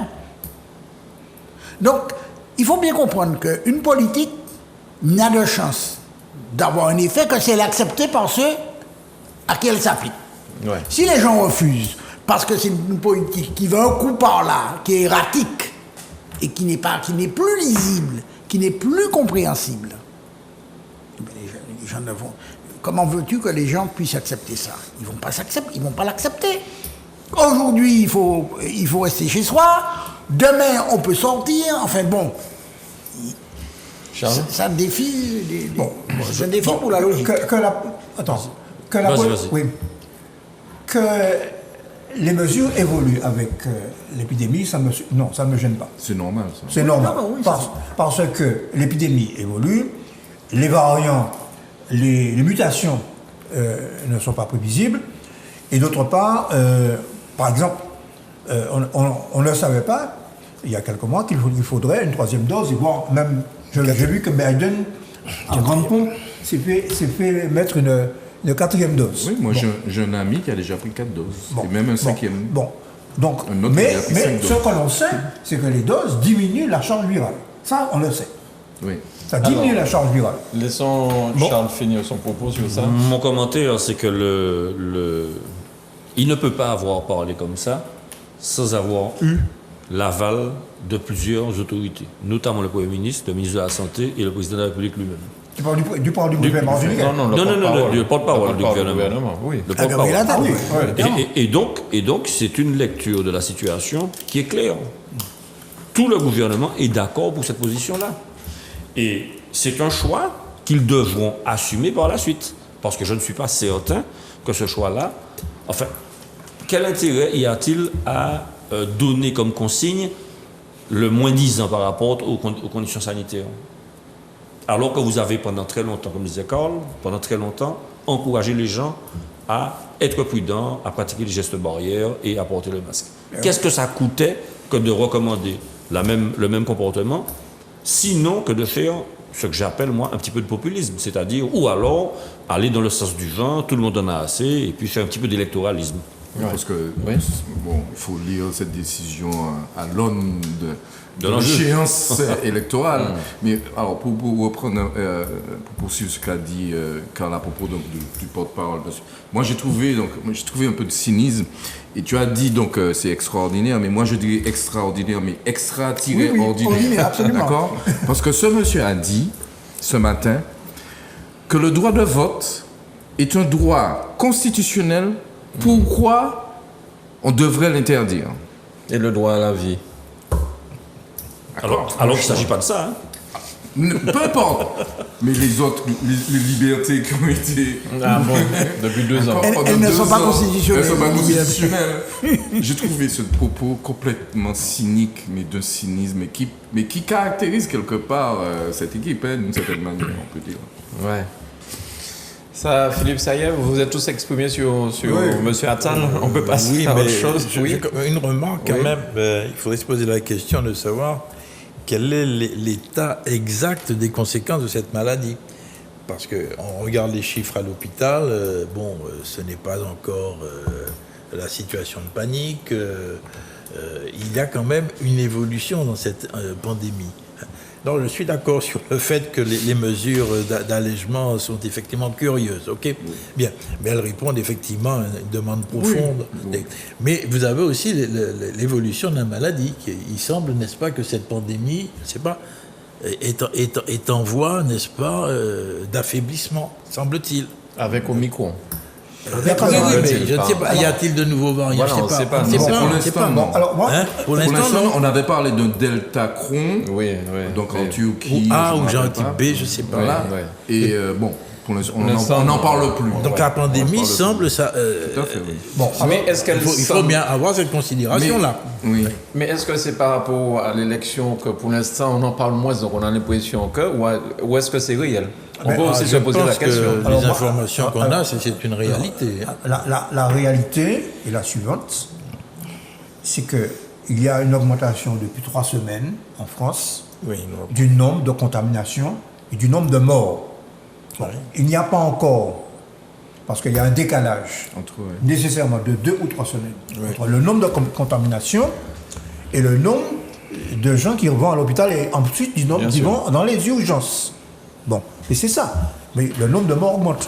Il y a quand même eu 5 morts en Martinique au cours de la semaine dernière. Hein. Cette semaine, oui. Bon, non, autrement dit, bon, bien, certes, il y a une décrue du nombre de contaminations. Bon, il y a moins de gens. L'hôpital a subi moins de pression. Bon, mais on est toujours dans des taux de prévalence qui sont élevés, qui sont au-dessus de la normale. OK. Ok. Bon. Et aussi, il y a une question qui est sous-jacente, je dirais, et qui m'a été indiquée par un ami. On peut se poser la question de savoir si toutes les personnes vont se faire tester. Est-ce que cette décroissance ne s'explique pas aussi, cette remarque m'a été faite par quelqu'un, et je me suis dit qu'elle est quand même pertinente. Est-ce que ça ne s'explique pas par le fait que nombre de personnes préfèrent ne pas se faire tester? Ne pas savoir. Ne pas D'une savoir. part, ne pas savoir. Ne pas savoir. Remarque très importante. Oui, oui, oui. Dis-moi, je peux lui poser une question? Mais je t'en prie, cher. Mais ça maître. m'intéresse d'avoir une 4e ou une 5e vaccination. Il faut une prescription médicale pour avoir pour être vacciné. Je te demande, À ma connaissance, la il non. Il est allé voir et on lui a donné gracieusement, tout à on l'a fait, piqué. Exactement. Mais tout à oui. fait. Tu peux, toutes les choses. Non, je pose la question de façon innocente. hein. Bien. Alors, on restera avec toi, cher maître, pour la surfacturation du TCSP. La cola sur le banc des accusés. En tant que La juriste. justice passe. Mais on a discuté Tout avec à Karl fait. au départ. Avoue que c'est quelque chose quand même de fantastique. Et Karl faisait remarquer qu'effectivement, c'était une organisation très poussée en matière informatique. Moi, j'y suis pas très fort, mais il semblait que ça c'était quelque chose d'assez industriellement organisé. Et on en discutait, on se disait, si ça existait comme ça ici, depuis quand ça existait? Bon, ça devrait exister ailleurs. Alors, on rappelle à ceux qui nous regardent que la COLAS, c'est la société qui est chargée du bitume, Oui. de refaire les routes. On peut Voilà. même Ah oui. se poser des questions. Et qui est en Par situation exemple- de monopole, il me semble. Quasi. Il y a un duopole. quasi. Il y a un Et- duopole. et- Il y a un et- duopole. Et l'autre question que je me pose, quand je regarde l'état des routes en Martinique, je ne comprends pas que certaines routes sont refaites régulièrement alors que tout va bien dessus. Mais là, sur cette portion de route-là, Ça va pour non, mais on parle toujours de la colasse. Hein. On parle toujours de la colasse. Il faut peut-être préciser, si tu permets Mano, t'en en prie. fait que c'était une surfacturation par rapport à... Enfin, avec de fausses factures par rapport à des enrobages qui n'avaient pas été faits sûr. pour les téléspectateurs. Donc, ils présentaient des factures. Enfin, ils présentaient une liasse de factures. Il y en avait... Quasiment la totalité était bonne. Et puis, ils glissaient 2 ou 3 factures qui étaient fausses. Et puis, le payeur réglait les notes de bon choix, quoi. Voilà, c'est ça, en fait, le problème. Hein. Ouais. Et donc... Non, il est certainement. Il ne faut pas oublier quand même que la Colas, c'est quand même une des filiales du groupe Bouygues. Bon. C'est-à-dire, ce qui se passe en Martinique, probablement doit se faire aussi un certain système. C'est ce qu'a suggéré Philippe. C'est une multinationale qui doit se faire et qui est particulièrement implantée notamment en Afrique. OK. Bon. Autrement dit, le mécanisme pour obtenir les marchés, le mécanisme pour glisser des fausses des faux bons de commande Ouais. dans un alias de bons de commande, etc. Bon. Et ça avait été mis en place, d'après ce qu'on a dit, par un directeur de la COLAS. Et c'est un... Bon, comment ça a été découvert? C'est tout simplement, c'est parce que pour une raison ou une autre, il y a quelqu'un à l'intérieur même de l'entreprise qui a rendu la mèche. Alors la question que je vais te poser, pourquoi ça a duré 13 ans? Pourquoi l'enquête a-t-elle duré 13 ans? Parce que je trouve que c'était long en fait. L'enquête a duré 13 ans? Je crois C'est ce que j'ai entendu. Oui, Oui. absolument. Alors, bon, alors moi, je suppose quand même que on retombe là sur des problèmes qui touchent l'organisation même de la justice et des services du SRPJ. Les enquêteurs en matière économique Ne sont pas assez nombreux. ne sont pas assez nombreux et ça nécessite en plus des connaissances extrêmement précises en matière de marché public que n'ont pas toujours les enquêteurs de la police. Parce qu'on parle de la COLAS, on peut parler d'autres choses. Hein. Mais bien sûr. Avec autant de... Peut-être que tu as des informations, Carl, je pense. Enfin, disons que j'ai appelé mon ami Christian Julie Joseph ce matin, C'est qui ce brave homme? qui a longtemps travaillé au CETBAM, qui était à la Caisse régionale des congés payés du bâtiment, qui connaît le secteur du bâtiment travaux publics et notamment des grandes entreprises du bâtiment travaux publics comme le fonds de sa poche, où il était secrétaire général. Bon. Et il a eu un gros éclat de rire. Parce que je lui ai demandé, mais dis-moi, est-ce que tu penses que c'est possible Ah, tiens. que cela passe inaperçu? Parce que c'est ça qui m'étonne. Comment est-il possible, sur un chantier emblématique, c'est pas un hangar à bananes qu'on fait, c'est le TCSP, emblématique, que l'on puisse facturer indûment de l'enrobé sans que personne ne vérifie rien du tout. Parce que c'est ce que j'ai lu dans la presse. Alors, je n'ai pas accès au dossier, naturellement, mais c'est ce qui est dit. Je suis quand même un peu surpris. Parce que n'importe quel Martiniquais, s'il fait un abri pour mettre des moutons et qu'il demande de mettre des feuilles de tôle, si c'est 3 feuilles de tôle dont il a besoin, personne ne va lui faire acheter 5. Il compte le nombre de feuilles de tôle, il va mettre des bails là. Je suis un peu surpris. Deuxièmement, ce qui m'a surpris, c'est que ce n'est pas du bricolage. Hein. Nous ne sommes pas au stade pré-capitaliste, pour employer le terme de mon ami Michel. Oui, artisanal. Voilà. Nous sommes dans une industrie. Une industrie de la fraude. Avec un logiciel, c'est ce que j'ai entendu, un logiciel spécifique dédié. Je me dis que une telle organisation est forcément dupliquée. Ou alors nous sommes... Ben c'est ça. c'est bizarre. Ok. Et puis qu'un salarié de COLAS saisisse le procureur au titre de l'article 40 du Code de procédure pénale, cher maître. Oui, Vous me c'est rectifiez l'article, c'est bien ici. ça, c'est bien Je l'article me 40, trompe. oui. Ça veut dire que personne n'a rien vu nulle part, alors. Non, c'est parce que lui n'a pas touché. Ah non, mais peu importe le motif qu'il a, il Tu as mauvais esprit, hein. Il saisit. Mais non, j'essaie de comprendre. Tu as Alors, mauvais esprit, Mano. Je suis mal à l'aise. Je suis assez mal à l'aise vis-à-vis de ça. Parce que je me demande si on ne fait pas en sorte de clore une affaire malheureuse pour s'arrêter là. Je me demande. Je me pose la question. Je trouve ça curieux. Tiens. Mais quelle manière? N'y a fil entre nous, alors? J'ai pensé à la même chose. Mais probablement. Tout à l'heure là, attends, c'est pas seulement un fil entre vous. Vous avez des clés quand vous vous passez, vous deux là. Alors, je souhaitais quand même poser une question à Bobine, Bertrand, le petit surnom. Désolé, mais c'était, puisque je lis que la COLAS est poursuivie comme personne morale et elle a invoqué une question prioritaire de constitutionnalité. Est-ce que tu peux... Elle a invoqué une Oui, question. dans sa défense, pour ne pas être mise en cause, elle souhaiterait... Alors, la question prioritaire de constitutionnalité, donc c'est une voie permettant de saisir le Conseil constitutionnel à l'occasion d'un procès. Puisque jusqu'à présent, il était difficile de contester la constitutionnalité d'une loi une fois que la loi était entrée en vigueur. On ne pouvait pas le faire. Voilà, on ne pouvait pas le Non, faire. c'était impossible. D'accord. Donc désormais, on a un instrument et on s'est aligné un peu sur le modèle américain notamment.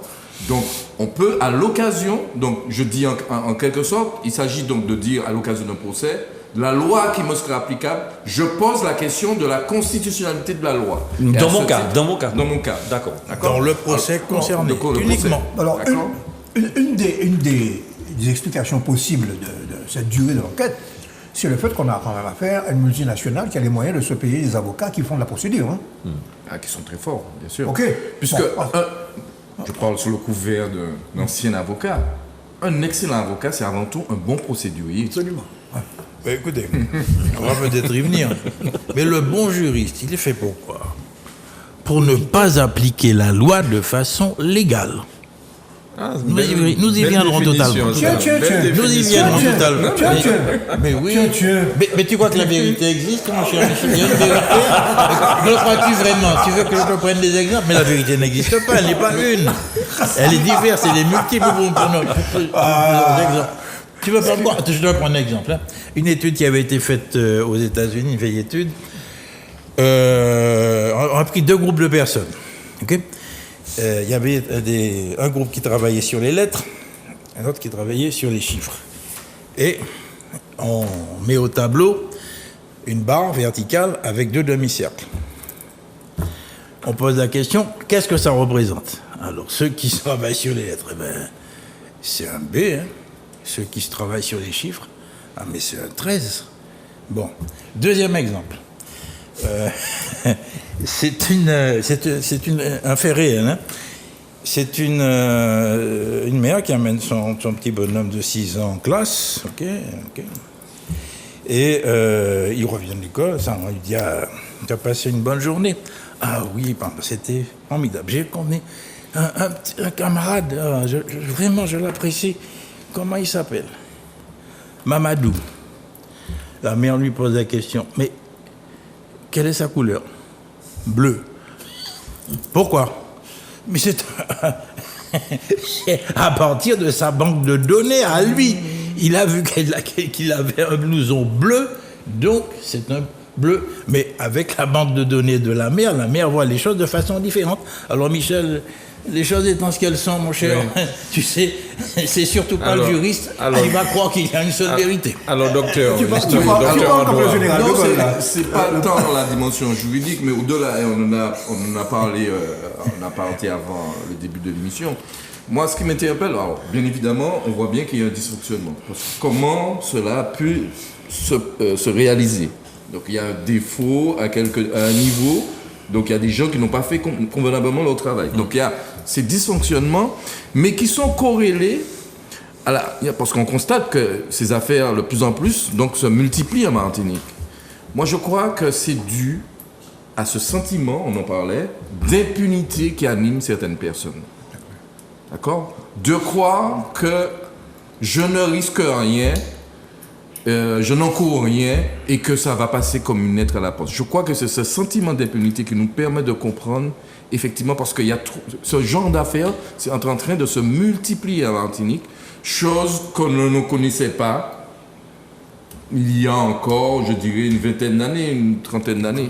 Et aujourd'hui, on est entré dans une autre logique où des gens soit s'asseoir sur les règles, sur la morale, ou je ne sais quoi d'autre, et croient qu'ils n'encourent rien. Pourquoi? J'avais constaté dans mes relations, dans mes multiples expériences, que nous avons des gens qui pensent que la loi ne peut pas s'appliquer à une certaine catégorie de personnes supérieures, au-delà, au-dessus. Okay.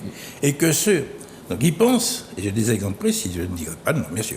Et lorsqu'on atteint, n'est-ce pas, ce niveau-là, eh bien, on peut s'autoriser. La loi ne s'applique plus, on est en situation d'impunité totale.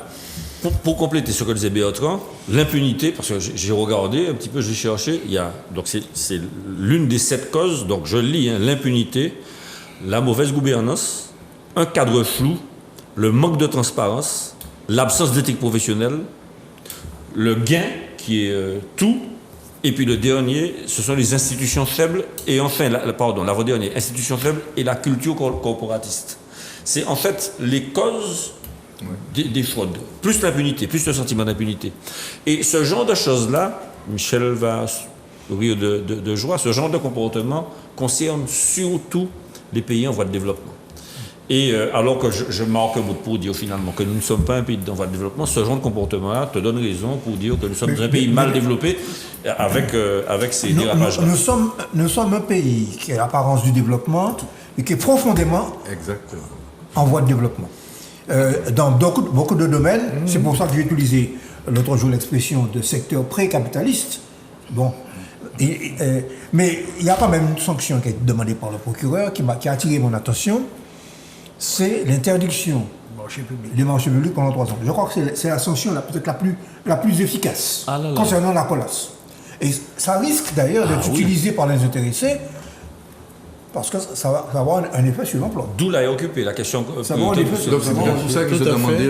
Tout à fait, oui. On peut pas, tu voulais rajouter quelque chose, non? C'est bon. On risque de créer un monopole parce que Oui, le concurrent, c'est qui? C'est Voltaire. Il y a une chose que je voulais dire. Rapidement, parce qu'on me demande déjà d'arrêter l'émission. On cache la forêt. Il y a encore un truc qu'il faut qu'on voit. Ce Oui, n'est pas oui. parce qu'on ne parle pas de quelque chose que ça n'existe pas. Je suis d'accord. Donc dire qu'il y a 30 ans, il n'y avait pas ça, je ne sais pas. J'en sais rien, en réalité. Et comme disait Charles, le corporatisme, c'est ça? Oui, le Je crois corporatisme. que ça permet beaucoup de choses. Alors, cher maître, est-ce que tu voulais parler de la polémique autour du cabinet McKinsey? Ah oui, mais Quand tu volontiers, disais que Oui. on allait parler de quelque chose. Oui, je pense que c'est ça. Hein?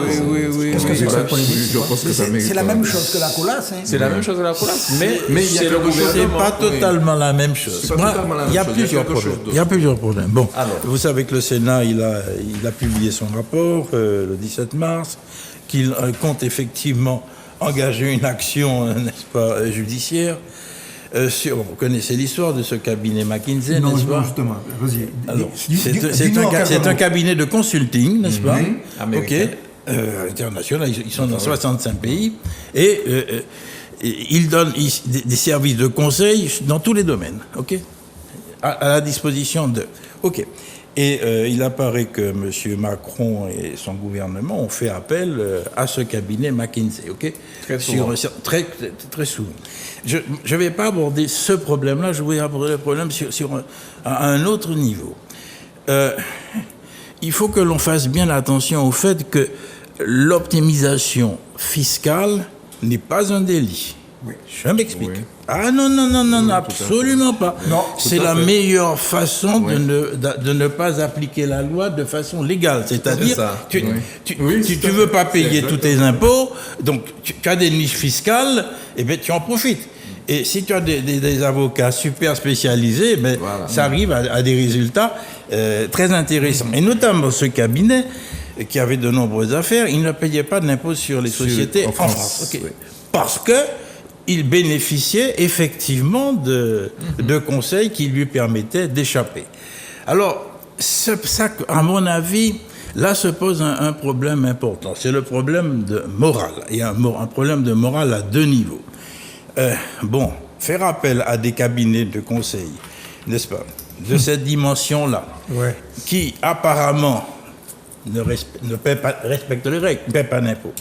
Il y a déjà quelque chose d'interpellatif. Un deuxième, à mon avis, celui-là, il est beaucoup plus grave. C'est que de plus en plus, et je l'ai vécu ça, et je le vis, de plus en plus on fait appel à des cabinets de conseil. Okay? Pas tellement sur des points précis. On a commencé sur des points précis. Et puis on les interroge sur une politique globale, une politique générale. Et la conséquence, c'est quoi? C'est que finalement, l'organisation, l'institution qui est compétente pour élaborer avec les politiques et ses services, eh bien, le pouvoir d'initiative passe autre part. Et ces cabinets-là sont très dangereux parce qu'ils se rejoignent au niveau international. Et il y a des pouvoirs derrière tout cela. C'est tout. Pour résumer, les décisions de politique publique sont inspirées par des cabinets privés. Voilà. Tout à fait. Ça, Et ce qui se passe sur l'octroi de mer, c'est ça. Absolument. Et- Bon, et- alors tu permets, C'est Bertrand qui devait Je parler. ne vais pas être long. Vas-y. Mais dans le prolongement donc, de ce que vient de dire Philippe, moi, ce qui m'interpelle dans cette affaire, ça participe donc d'un phénomène qu'on peut observer, mais qui est aussi corollaire au processus de décentralisation. C'est un phénomène d'externalisation des tâches administratives. Voilà, D'accord ? tout à fait. Et parce qu'en l'occurrence, il y avait un organisme d'État qui était en mesure d'assurer le même travail, mais qu'on a effectivement supprimé. Et donc aujourd'hui, on a recours, on externalise de plus en plus. Tu parles de quel organisme? Alors, le nom, c'est Pumic, quelque chose de ce type. Ah oui, voilà. d'accord. D'accord. Ok. Donc, qui avait dans l'administration, Absolument. qui pouvait effectuer ce travail, mais qu'on a supprimé pour confier donc cette tâche, qui est une tâche purement administrative, parce qu'on est dans le domaine de la santé. D'accord. On l'externalise. Et c'est donc ce processus qui m'interpelle, et ça, c'est dans la droite ligne de quelque chose, alors conforté par le néolibéralisme aussi. Tout à fait. Alors, ce que j'allais dire, et je vais être bref, c'est que, vous me permettrez de ne pas donner de nom, je peux donner quand même. Il y a des cabinets du même type qui sont consultés par, disons, l'oligarchie qui règne en Martinique, qui règne à travers différents organismes comme la FEDOM, la Fédération des entreprises d'outre-mer, Oui, absolument. et d'autres organismes de ce genre qui assiègent littéralement le ministère de l'Outre-mer pour toutes les décisions, notamment fiscales. Il y a d'ailleurs un président de la Chambre de commerce qui avait essayé de sommer, de énumérer, de réunir toutes les décisions en matière fiscale spécifiques à l'outre-mer et toutes les circulaires d'application particulières. Conclusion. Si certaines sociétés paient de l'impôt sur les sociétés d'une certaine dimension en outre-mer, c'est que vraiment elles sont mal conseillées. Parce qu'il y a tous les moyens de ne pas payer d'impôt. Voilà. Alors, ce qui est, j'ai beaucoup lu sur cette affaire-là, donc tant que c'est pas une affaire récente, j'ai écouté Madame Asensi, qui est sénateur communiste, qui a été rapporteur, je crois, Le rapport, voilà. Justement, ce cabinet. Et ce qui est fascinant, c'est comment ça marche. Ce qu'ils appellent, au départ, c'est gratuit. C'est-à-dire, ce sont des cabinets qui font des prestations gratuites, quelquefois pour les candidats. M. Macron les a utilisés dans le cadre de sa campagne. parce qu'il y a ça. Mais y compris, quand il a été président de la 2017, République, ils envoyer interviennent l'ascenseur. gratuitement. Rien n'est jamais gratuit. Rien n'est jamais gratuit. Ça, c'est le premier élément. Le deuxième élément, c'est que dans la folie libérale, parce que ça, pour moi, c'est une manifestation quasiment psychiatrique. Hein. Enfin, je me permets, je ne suis pas psychiatre, mais pour moi, il y a un problème. Effectivement, on externalise. Et on encourage les hauts fonctionnaires à pantoufler à l'extérieur. Et voilà. C'est ça le terme. Ça va avec. Et on prend des gens du privé. Explique ce que c'est. Voilà, le pantouflage. C'est-à-dire, le fonctionnaire du ministère des Finances Voilà. va devenir directeur ou PDG de Voilà. telle grande entreprise. Pour revenir après. Voilà, pour revenir, donc, avec des allers-retours. Mais il y en a qui sont bien embêtés parce qu'ils sont aussi en Russie dans les grandes entreprises de Poutine. Hein. Voilà. Alors, bon. Ils ont démissionné, Michel. Non, Pas tous. Gérard Chaudet n'a pas encore démissionné, par exemple, pas à ma démissionné. connaissance. À ma connaissance, dans ces chanceliers allemands. Fillon a démissionné. Oui, mais Gérard Chaudet, Oui, qui oui, était oui, l'ancien, bien sûr, bien il n'a sûr. toujours pas démissionné, lui. Il faut croire qu'ils vont être fous aussi. Bon, bref. Alors, il y a ça aussi, il y a cet aspect-là. Mais il y Et a puis, la- je dirais que plus généralement, parce que je ne suis pas sûr, évidemment, pas au même niveau, que ça soit totalement absent en Martinique.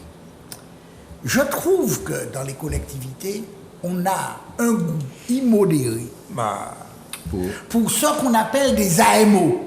Ouais, C'est un mot magique. C'est-à-dire. C'est-à-dire assistant Assistant à maîtrise maîtrise d'ouvrage. d'ouvrage. des cabinets conseils. Mais oui. Oui, c'est pas. Or, on ne cherche pas à ce que l'administration territoriale acquièrent les compétences Ou encore, il y a des gens à ou l'intérieur. les mettre en œuvre. Non. Et quand on fait ça, on déconsidère l'administration territoriale. On l'appauvrit intellectuellement. Et elle devient effectivement incompétente. Puisqu'elle n'a plus, on ne l'écoute plus, on ne lui dit plus rien.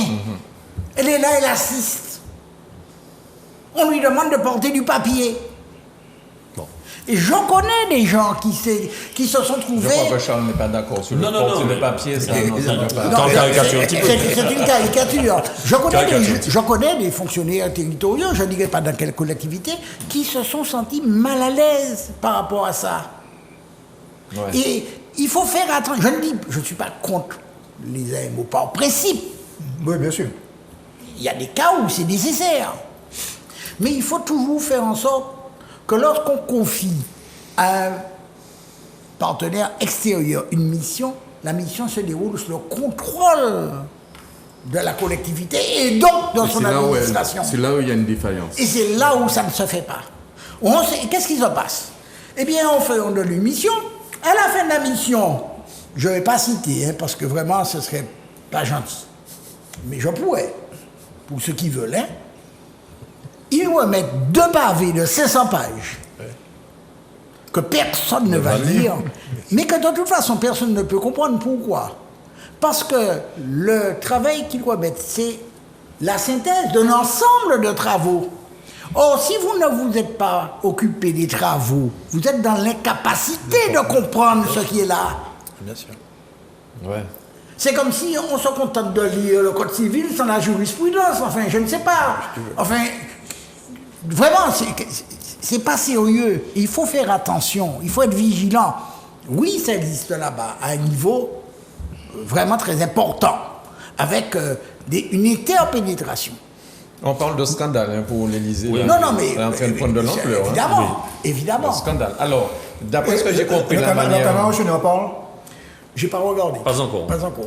Alors, d'après ce que j'ai compris, la manière de transiter l'argent, c'est-à-dire que tu as une société, la société mais aux États-Unis, tu as une succursale qui est en France, mais la succursale. Non, c'est les prix de transfert, c'est très simple. Tout Voilà, le monde sait. donc- Mais non, en Irlande, l'Irlande est un pays connu pour ça. Oui. Ouais. Et c'est là où se trouve Microsoft. Enfin, ils ont tout Apple, ils ont toutes ces là. Il y a 12% de. Parce que le taux d'imposition est plus bas. D'imposition des sociétés. Donc moi, je suis le siège et je te facture. Toi, tu es ma filiale. Et tu es en déficit, donc on ne peut pas te faire payer des Eh impôts. ben, mais non, toi, la filiale, je La te filiale, facture. il faut, voilà. Et tu Et me la payes. filiale ne paye pas Et d'impôts c'est parce très qu'elle est en simple. déficit. Les groupes ont. C'est très facile à faire. Faudrait nous Tout ça apprendre est ça. légal. Et c'est légal. Tout ça. à fait. Ça est légal, c'est ce que disait Philippe. C'est exactement ce qui se passe pour les pavillons de complaisance dans la navigation. À un moment donné, Panama, il était Libéria. question de frapper le chiffre d'affaires consolidé. Et puis voir pays par pays. Bon. Par exemple, McDonald's en France, pas qu'à payer grand-chose. Vitesse McDonald's, sandwich au Gabon. Bon, alors je souhaiterais quand même. Je travaille avec l'administration territoriale et je dis qu'il y a tout de même des compétences et que jusqu'à maintenant, enfin, les personnes que je sollicitées m'accompagnent mais je suis persuadé de manière Mais il très y en a efficace. beaucoup, il y en a beaucoup. Exactement, c'est une très grande majorité. Donc, Ce que dit Karl, il s'exprime, c'est une tendance. Tendance. C'est Ce une fameux tendance. PPP. C'est un risque. Ce fameux PPP. C'est un risque. C'est un risque de déqualification. Et Le c'est- PPP, on explique quand même, c'est partenariat public-privé. Voilà. C'est ce qui se passe d'ailleurs dans les pays africains. Également. Bon, c'est une des formes de mise sous tutelle. C'est une des nouvelles formes du colonialisme. Bien Ça sûr. s'appelle le néocolonialisme. Voilà, c'est Michel qui a le dernier mot. Ouais, voilà. Avec le néocolonialisme. Il y avait autre chose que je voulais vous dire, mais bon, on n'a plus le temps, donc c'est fini. On va parler des lycées la prochaine fois, parce que c'est intéressant quand même. Les lycées. Oui, il y là, avait un classement des lycées et je voulais quand même expliquer les raisons Qui est pour faux. Mais vas-y, vas-y. Et en plus, qui est faux. Qui est faux en plus. Oui. Bon, alors vas-y. Non, mais je disais que ce classement-là était très On a publié ça dans Justice, oui. Oui, mais vous avez cité le Parisien. Oui, le Parisien. Eh bien oui, mais le Parisien s'est trompé parce qu'il se trouve que, comme c'est à l'ordre du jour, et que j'essaie de préparer quand même ce dont on va parler, eh bien j'ai été voir le document sortant du ministère de l'Éducation nationale. Et le lycée qui a été dit classe en numéro 1 n'est pas exactement... Il y a 3 critères. Hein. Le lycée Nord-Atlantique. Voilà. Alors, il y a plusieurs problèmes. Un, on ne parle que des lycées généraux, les lycées professionnels, on s'attraponne. Je trouve ça scandaleux. Il y a 47 établissements en Martinique. On parle de 9 lycées. Et les autres, ils comptent pour du beurre. C'est quoi? C'est des sous-produits? C'est des riens? C'est les gens à qui on va demander de traverser la rue? C'est ça? Je trouve ça insultant. Je trouve ça insultant. Alors, je le dis. OK. Parce que je me sens insulté. Donc, je le trouve insultant. 1. Oui. 2. Il y a 3 critères qui sont utilisés. Il y a le taux d'accès, c'est-à-dire le fait qu'un élève qui rentre en seconde, il arrive au bac. Qu'il prenne 3 ans, 4 ans, 5 ans, peu importe. C'est qu'il est le bac. Voilà. Il y a le taux de mention, le nombre de mentions, et il y a un 3e taux dont j'oublie le... C'est le taux de réussite. Le taux de réussite, mais on ne compare pas les lycées entre eux. On compare les résultats attendus et les résultats observés. Alors ça veut dire quoi les résultats attendus? Ça veut dire que parce que tous les lycées ne sont pas les mêmes, ils n'ont pas la même population scolaire, c'est pas les mêmes origines sociales. C'est sur cela que je voulais venir. C'est différent d'un lycée à l'autre. Alors il y a des calculs très savants que le ministère de l'Éducation nationale. Alors qu'il faut prendre avec des pincettes, hein, parce que bon, il ne faut pas prendre ça pour. C'est pas la Bible, hein. Enfin, pour autant que la Bible soit à prendre. Bon, j'en content, hein. Enfin, chacun fait comme il veut. Enfin, la Bible, on peut admettre ça. Ouh là là, Non, mais les critères attendus. Attention. Stop. Les critères attendus, donc quand